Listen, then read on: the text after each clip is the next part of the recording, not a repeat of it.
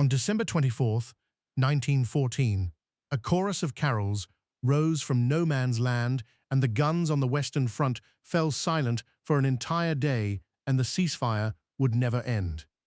In the weeks leading up to that night, a handful of British, French, and German units had slipped away from their orders, sharing biscuits, cigarettes, and stories with men they had only ever faced across barbed wire.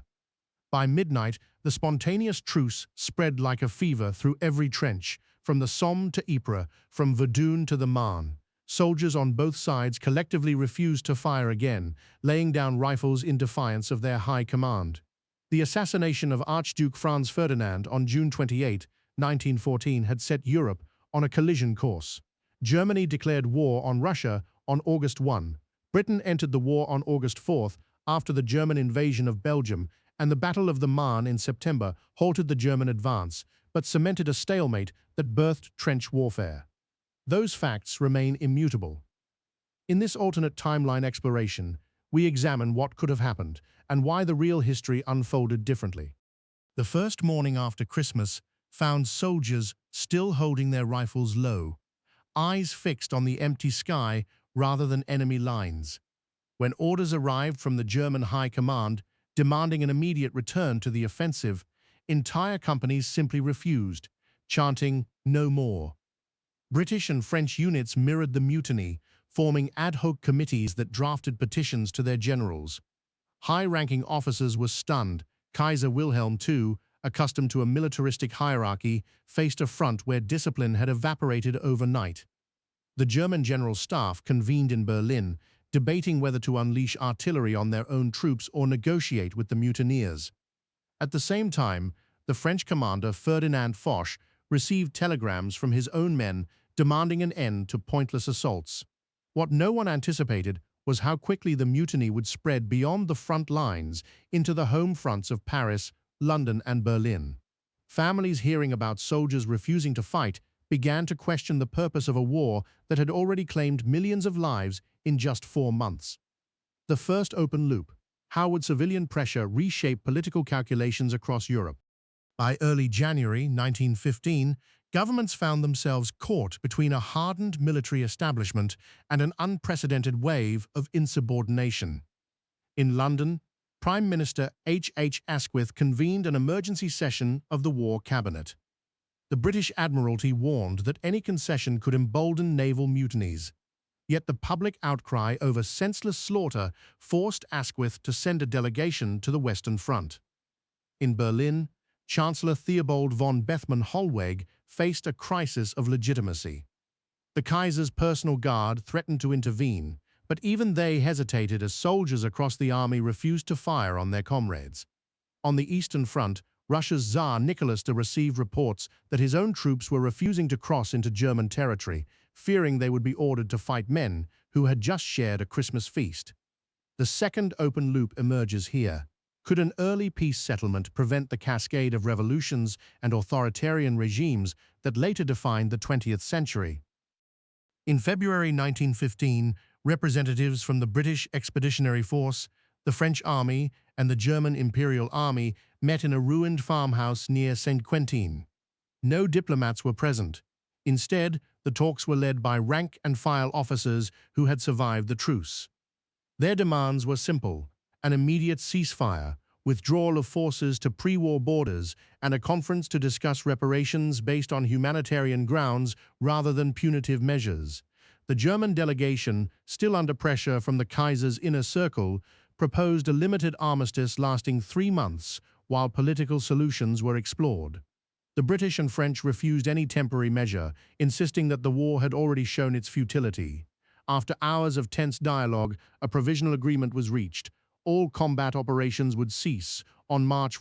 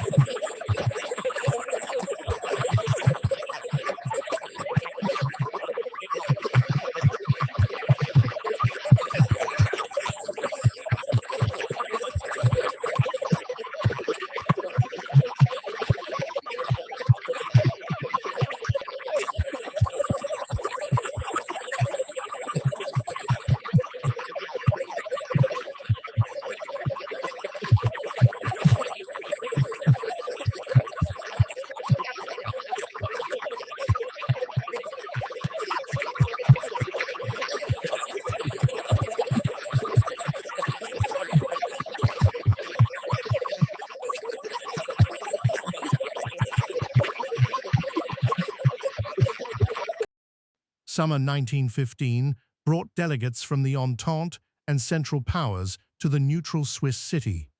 Among them were Prime Minister Asquith, Chancellor Bethmann Hollweg, French Foreign Minister Aristide Briand, and a young Russian envoy who would later become Alexander Kerensky. The United States, still neutral under President Woodrow Wilson, sent a special observer mission to lend moral weight without committing troops.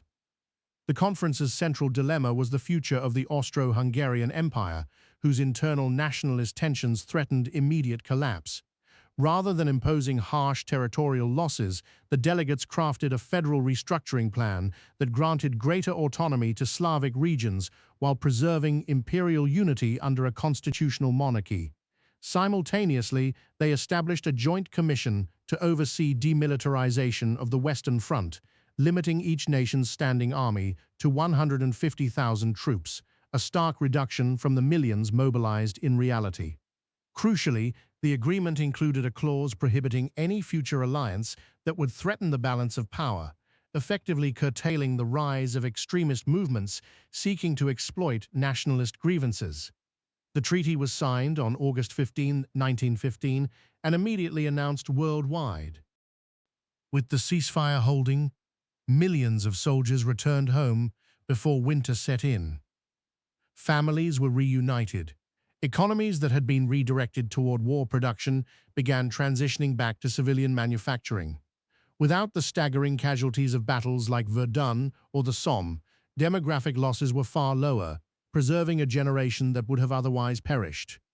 Russia, spared the strain of prolonged trench warfare and massive conscription, avoided the February 1917 revolution. Tsar Nicholas II implemented limited constitutional reforms under pressure from his own officers, who had witnessed the futility of endless fighting. The Bolsheviks never seized power. Instead, they entered parliament as a minority socialist faction, influencing policy through democratic means. Germany's military elite, humbled by mutiny, accepted civilian oversight, preventing the later rise of extremist paramilitaries that in our world would become the Nazi Party. Adolf Hitler remained an obscure war veteran with no platform to exploit nationalist resentment. The absence of a punitive Versailles Treaty removed the economic devastation that fueled radicalism across Europe. The peace settlement's ripple extended far beyond Europe. In the Middle East, the Ottoman Empire, seeing the benefits of negotiated compromise, pursued gradual reforms rather than collapsing under Allied mandates. Colonial subjects in Africa and Asia observed a precedent where armed resistance could compel diplomatic solutions, accelerating early movements for self-determination without the violent upheavals that later characterized decolonization. The United States, still neutral during the conflict, emerged as an economic powerhouse by supplying reconstruction materials to war-torn nations. President Wilson's 14 points found fertile ground in the Geneva framework, cementing a tradition of multilateral diplomacy that persisted throughout the 20th century. By averting the catastrophic loss of life and the subsequent political chaos, the world avoided the Great Depression's deepest scars. Unemployment remained lower, and the financial system never collapsed under war debt burdens. Technology progressed at a steadier pace, scientific collaboration across borders flourished, leading to earlier advances in medicine and aviation, without the destructive impetus of total war. The Christmas Truce of 1914 was more than a fleeting moment of humanity amid horror. It became the catalyst for an unprecedented collective refusal to perpetuate violence. In this imagined divergence, soldiers' courage to lay down arms forced leaders to confront the futility of their ambitions, ushering in a peace that reshaped the 20th century's trajectory. History teaches us that small acts of solidarity can overturn grand designs of destruction. While our world endured the tragedy of World War I and its dark offspring, this alternate path reminds us of the fragile balance between obedience and conscience, between power and principle. The question remains, if only a few had dared to sing louder on that silent night, could we have altered the course of humanity? The answer lingers in the echoes of those carols, still waiting for us to listen.